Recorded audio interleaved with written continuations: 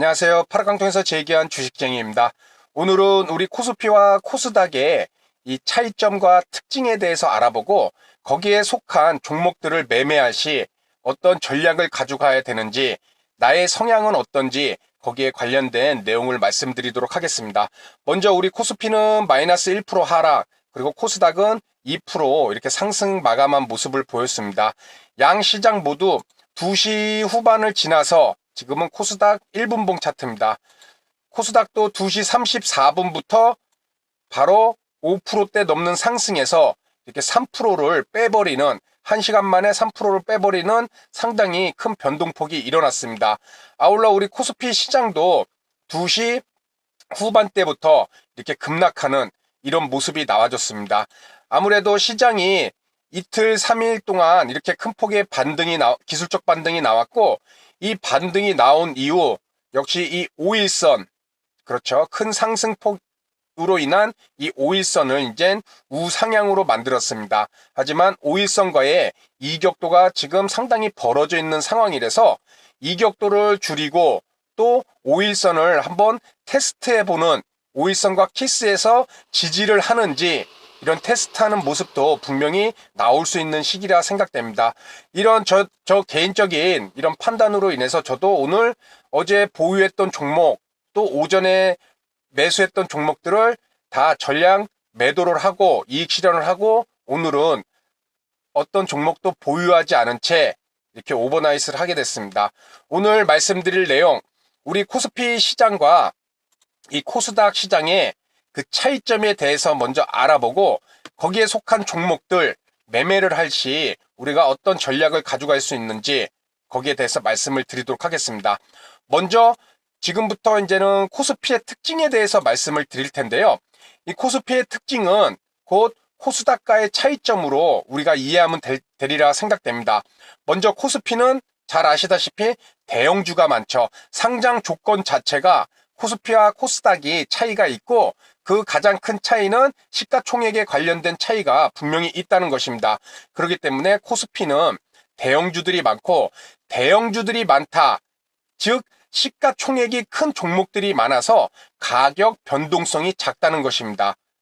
지금 삼성전자가 뭐 이런 큰 폭의 상승과 하락장에서 뭐 10%도 뭐 이런 식으로 상승이 나오지만은 실질적으로 우리 평상시에는 뭐 삼성전자 이런 종목들 4% 5%만 나와도 우리 개인 투자자분들 우스갯소리로 상한가 나왔다고 그러잖아요. 그만큼 시가총액이 큰 종목들은 가격 변동성이 작다는 것입니다. 그렇죠? 코스닥 같은 경우 시가총액이 작은 종목들이 많기 때문에 반대로 가격 변동성이 상당히 큰 모습을 보여준다는 것입니다. 여기서 가격 변동성이 작다는 말은 결국 수익과 손실의 폭이 작다, 하루에 변동되는 또는 일정 기간 동안에 움직이는 그런 상승폭, 하락폭이 시가총액이 크기 때문에 그러한 움직임을 만들기 위해서는 많은 자금, 많은 돈의 힘이 필요하고, 그러한 많은 돈의 힘을 필요로 하기 때문에 수익이 나는 상승폭, 하락폭이 작다는 것입니다. 반면에 그런 시가총액이 작은 종목들이 많은 코스닥에서는 이런 수익과 손실의 폭이 상당히 큰다는 것이죠. 그리고 코스피의 특징, 일정 방향 추세를 만들며 움직이는 경향이 상당히 강합니다. 상승 추세 한 번 만들면 일정 방향으로 계속하고, 하락 추세 한 번 만들면 하락 추세로 상당량 가고, 왜? 시가총액이 크고, 그리고 한 번 추세를 만들면 한 방향으로 움직이는 그런 큰 자금들이 들어오기 때문에 그것이 상승이든 하락이든 이런 추세를 만드는 경향이 강하다는 것입니다. 그런데 코스닥 같은 종목들, 시가총액이 작은 종목, 중소형주 이런 종목들은 한 번 만들어진 추세를 쭉 이어가기보다는 한 마디 큰 폭의 상승, 그리고 다시 그러한 상승을 되돌리는 모습, 그리고 다시 또 상승, 이런 변동폭이 큰 상승과 하락, 그리고 저점을 조금씩 높이는 이런 모습이 많이 나온다는 것입니다. 여기서 우리가 기본적으로 생각하는 것이, 코스피 종목은 안정성이 있고 코스닥 종목은 매우 불안정하고 위험하다. 이런 생각을 하시는 분들도 분명히 계실 것입니다. 여기서 이 변동성과 연계된 위험성, 그리고 개별 종목의 특성과 연계된 위험성은 다르다는 것입니다. 쉽게 얘기해서 코스닥 종목이 코스피 종목보다 대형주들이 적고 시가총액이 적어서 변동폭이 큰 리스크는 분명히 있지만은 이것이 곧 코스닥 전체에 대해서 이런 위험성이 높다고로 표현을 해서는 안 된다는 것입니다. 왜? 그것은 개별 종목의 특성과 연계된 위험성은 코스피 종목에도 분명히 있기 때문입니다. 우리 최근에 건설업종, 조선업종 이런 종목들 몇만 원대에서 몇천 원까지 코스피 200 종목도 그런 종목들이 여러 나왔습니다. 그렇죠? 그것은 코스피냐 코스닥이냐 이런 문제의 차이는 개별 종목의 특성과 연계된 위험성이고 우리가 실질적으로 코스닥 종목은 변동성이 크기 때문에 무조건 위험하다. 이것은 나중에 말씀을 드리겠지만 그 변동성이라는 것은 결국 우리에게 큰 수익도 낼 수가 있는 것이고 또 큰 손실도 낼 수 있는 그런 주식에 있어서 아주 기본적인 요소라는 것입니다. 그렇기에 그러한 종목들을 코스피 200 종목을 샀다고 해서 무조건 안정적이고 또 코스닥 종목을 샀다고 해서 무조건 위험적이고 이러한 것들은 분명히 구분해 볼 필요가 있다는 것입니다. 아울러 이런 첫 번째 코스피의 특징에 이어서 두 번째, 코스피와 코스닥은 매매 주체 거래 비중이 다르다는 것입니다. 지금 한국거래소에서 출처된 자료인데 코스피 같은 경우는 거래 비중이 기관이 약 20%, 19.6% 정도를 차지하고 있습니다. 그리고 외국인이 26%, 개인이 54.4%, 그리고 코스닥은 기관이 5% 정도, 그리고 외국인이 9% 정도, 그리고 코스닥은 거의 개인이 85% 이상을 우리 코스닥에서 거래 비중을 이 개인들이 차지하고 있다는 모습을 보일 수가 있다는 것입니다. 이런 거래 비중이라는 개념은 이제는 총 매수와 매도한 금액을 이제 총 거래 대금으로 나눈 거기 때문에 샀다 팔았다 단타를 많이 하는 우리 개인 투자자 경향이 봤을 때 코스피에서도 높은 비중 그리고 코스닥에서는 압도적인 비중을 차지하고 있다는 것입니다.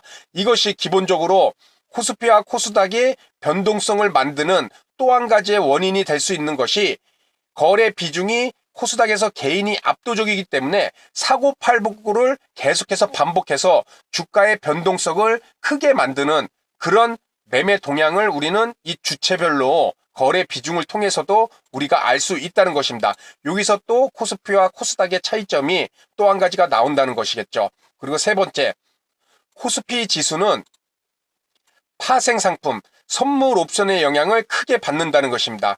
우리가 선물 옵션 파생상품에서 코스피 200 지수를 기초자산으로 해서 이 선물과 옵션의 가격과 수익 구조가 만들어지는 것인데 이 코스피 200 종목은 이 외국인과 기관의 파생상품 포지션, 선물을 매수했느냐, 선물을 매도했느냐, 하락하는데 베팅하는 선물을 매도했느냐, 또 풋옵션을 샀느냐, 콜옵션을 샀느냐, 그런 거에 파생 포지션에 따라서 이런 프로그램 매매, 차익거래라고 그랬죠. 프로그램 매매에 영향을 미쳐서 대형주들이 동반 상승과 하락이 나올 수 있다는 것입니다. 코스피 200 종목의 프로그램 매매가 들어가게 되면 코스피 지수를 좌지우지하게 되죠. 그래서 우리 시장에서 이런 거를 웩도독이라고 그러잖아요. 그렇죠. 선물의 움직임이 현물의 움직임을 좌지우지하는 뭔가 반대로 됐던 꼬리가 머리를 흔드는 그런 모습이 나온다는 것입니다. 이는 내가 열심히 분석한 종목도 이 파생 상품과 연결된 이 프로그램 매매에 따른 주가 진수 움직임과 동조화되는 경향이 강하다는 것입니다. 그래서 지수가 하락할 때 코스피 대형주들은 대부분 함께 떨어지고 지수가 상승할 때 함께 오르는 그런 동조화 경향이 강해서 우리가 파생 상품과 또 종목의 성격을 잘 이해를 하지 못했을 경우 단순히 종목만을 분석해서는 코스피 대형 종목에서 수익을 내는 것이 상당히 어렵다는 것입니다. 다만 우리 코스닥 종목 수급이 최우선되죠.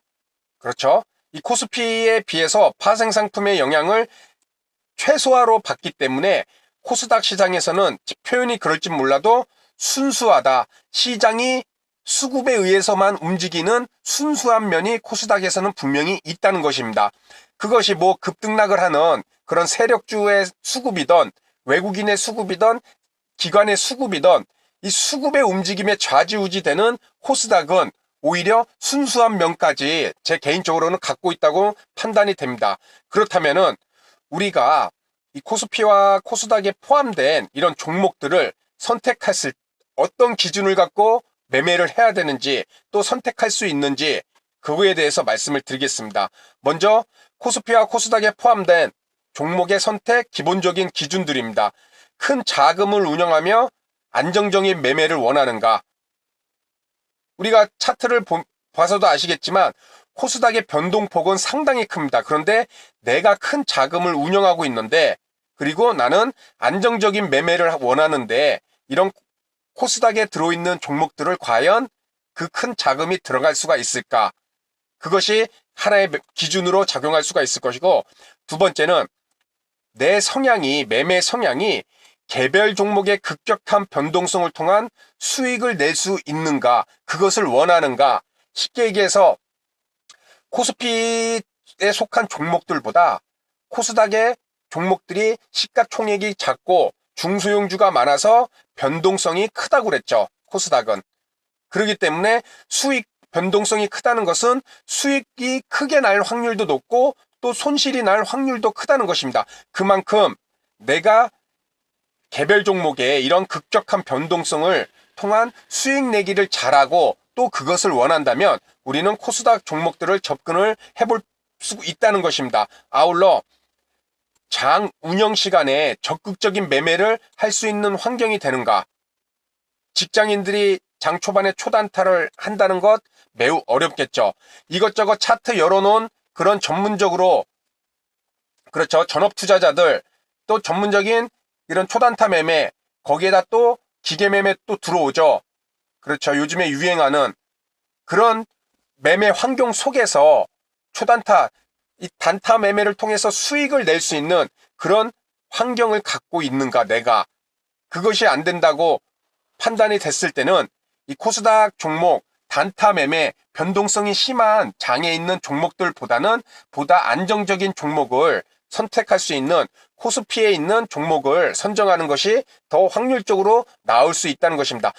단타 매매를 잘하는 사람들의 영상을 보거나 단타 매매를 잘하는 그런 사람들의 얘기를 들었을 때, 물론 단타 매매를 잘하시는 분들 분명히 계십니다. 저 또한 그런 분들을 알고 있습니다. 실제 보면은 너무 신기할 정도로 저 또한 단타 매매에서 어느 정도 제 자신은 개인적으로 어느 정도 자신이 있는 편인데, 그분들이 하는 매매 형태를, 그 순간순간의 모습을 보면은 상당히 우리 일반 개인 투자자분들이 그런 식으로 매매를 할 수 없을 정도로 어떤 자신만의 기준도 있을 것이고, 또 더 중요한 것은 말로 표현할 수 없는 이런 감각적인 면이 분명히 필요하다는 것입니다. 그런데 직장인이 그러한 영상을 보거나 그러한 내용을 듣고 보고 나도 그렇게 하겠다, 어떠한 시스템적으로 하드웨어를 다 구비가 안 된 상황에서 그런 단타 매매를 흉내내거나 따라했다가는 바로 손실이 클 수밖에 없다는 것입니다. 한두 번 성공할 수는 있겠죠. 하지만 그러한 한두 번의 성공이 결국 두 번, 세 번의 실패, 그리고 계속 누적되다 보면은 상당히 위험할 수 있다는 것입니다. 그리고 개별 종목의 큰 변동성 매매에 내가 적합한가, 아니면은 추세의 흐름을 타는 안정된 매매에 내가 적합한가, 이것이 우리가 판단을 스스로, 개별 종목의 큰 변동성 매매는 코스닥이 훨씬 낫겠죠. 그렇죠. 작은 종목들이 많고 그만큼 움직이기가 쉽고 그만큼 변동성이 크기 때문에, 그리고 추세의 흐름을 타는 매매에 적합하다면 좀 규모가 있는, 볼륨이 있는 이런 코스피에서 중대형주들, 이런 종목의 상승 추세를 만들었을 때 그때 매매를 하면은 분명히 큰 수익률로 이어질 수 있으리라 생각이 됩니다. 오늘 이 내용을 말씀드리는 것은 지금과 같은 이런 급변동장, 지금 코스닥 차트입니다. 우리 선생님들 이거 코스닥 주가지수라 생각하지 마시고 내가 매수할 종목의 일봉 차트라고 한번 생각해 보십시오. 쉽게 들어올 자리라고 생각이 드시나요? 모든 20일 이평선 우하향, 그렇죠? 그리고 5일선과 갭으로 벌어진 위치. 이런 모습을 봤을 때 지금 시장이 2박 3일 동안 무려 15%짜리 상승이 이렇게 나오지만은 나는 왜 수익으로 연결을 못 시켰을까?